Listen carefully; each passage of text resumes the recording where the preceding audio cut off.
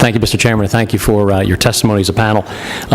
Yeah, Dr. Daly, in your research, are there any common themes or threads of these shooters? I mean, is there severe dysfunction in their families? Is there, bullying? Are there any common themes there? And, the whole idea of mental illness, and I think that's something obviously is going to be part of the discussion here, but, is it, and I know some people even in the mental health community are concerned about this labeling of mental illness when there's a, variety of illnesses, some severe and then some that, are fairly common among people in various stages of their lives. But I mean, in your research, have you seen, a common thread that and some of those examples I gave, is there a commonality there? So when I started out with my dissertation research, I initially started with the common causes that people tend to blame. So bullying, mental illness, violent video games. And what we have to look at is that there are millions of children and millions of students every day that experience any number of those factors and don't go out and commit horrific acts of violence. So what I wanted to do instead was to look at the conjunction of different issues. And what I found most commonly with school shooters was that there was there were at least reported symptoms or a mental health diagnosis before the attack in about 25% of school shooters from 1966 to 2012. But most importantly, that combined with other instances of failure. So let's say like social failure or relational failure. And so there's not really a temporal aspect to it that I can't point to if the mental illness affected social interactions first or if the social interactions kind of exacerbated mental health issues.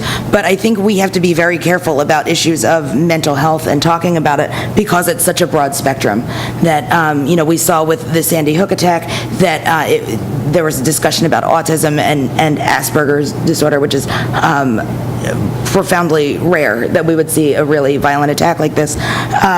And so that could stretch, the spectrum could stretch all the way to bipolar disorder or schizophrenia. So when we say mental health, we have to be very careful, but we have to look at it in the context of a lot of other things like socializing, friendship, stable family lives. But what I found most often is the interaction of a number of different factors. So when I hear about approaches that kind of throw everything at the wall to see what sticks, it's not the worst idea because there are a lot of things that we have to address all at once, and it's not just that we have to do them singularly, but rather we have to address them at the same time. And in your research, if you're looking, let's go back to let's say the 1950s to the present.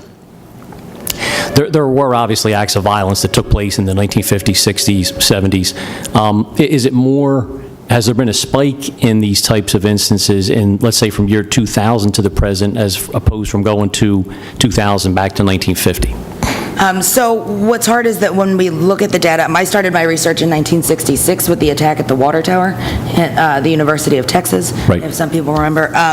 But it's hard because things were underreported then, right? With the 24-hour news cycle, we have a lot more information now, so even cases that we might not have heard about in the 50s, 60s, or 70s might have been, that affects what we know about the occurrences. What I will say is that 1999 was one of the deadliest years for school shootings. I would point to Columbine as being kind of a turning point. And what I would say now is that we're seeing them kind of in rapid succession.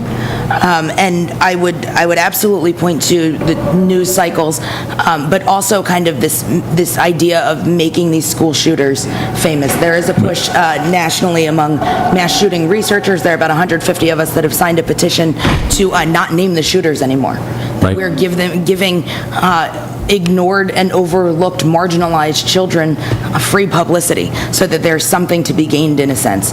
So if we take that away, then there might be a different reward to that. But there's absolutely been an increase in the numbers, especially in the past 20 years. Okay, and then Mark, if I could, a question for you. And again, you're from Indiana County in the western part of the state, and in your testimony about police response time, some of my colleagues who are from that area, and I brought this up with the major in the state police, and again, nothing against, I'm not taking any decision making away or trying to say that the state police aren't doing their job, but do you find that in an area like yours that is more rural than, let's say, where I'm from, down in Montgomery County, the southeastern part of Pennsylvania, that there might be more of a support for your type of approach, as opposed to if I were to propose this down in my area, there might not be as much support? Do you see a cultural, for lack of a better term, in Pennsylvania, east versus west cultural divide on this issue? Yeah, I think, again, and people have been saying all day long, every situation's going to be different and should be, ultimately up to the local control. But I could tell you, Indiana Area High Schools in the town of Indiana, where Indiana University, Pennsylvania is, we do have actually a borough police force. Some of our schools are within that jurisdiction, some are out. We have the state police that patrol, and we also have the county sheriff's office is near there. Now, there may be deputies there or not. And also the university itself has its own police force. They don't really have any type of concerted, cooperative with one another who would respond, but I think that's something that they're working on. But there are districts nearby me, and I can tell you, Marion Center, there was a domestic dispute that carried over, which in Marion Center is about 10 miles from Indiana, Pennsylvania. And we have we do have one resource officer at our senior high school building, not in the other 5. And he tells a story when he got the call at the barracks, which was in Indiana. He drove 130 miles an hour to get there, and it took him 10 minutes to get there, but he got there. And it was, again, a spouse that came in and pursued somebody in charter in the school. But schools like that, the response time could be anywhere from 15, 20, 30 minutes. And again, that's an awful long time to endure an attack like we saw in Parkland. And I think it would be much more receptive. I know a lot of teachers have contacted me because they've did what I did when I first learned about the state of Ohio, who has, I think over 200 school districts who have armed teachers in them now.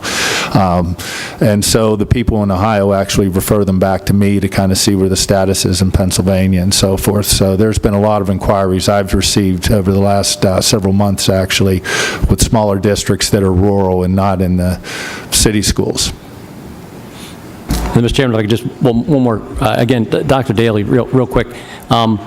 In your examination of these school shootings, is there a differentiation between what you would say is someone who's under the age of 21 and then people who are over the age, like Virginia Tech, these college shootings, obviously that person, is in their early 20s.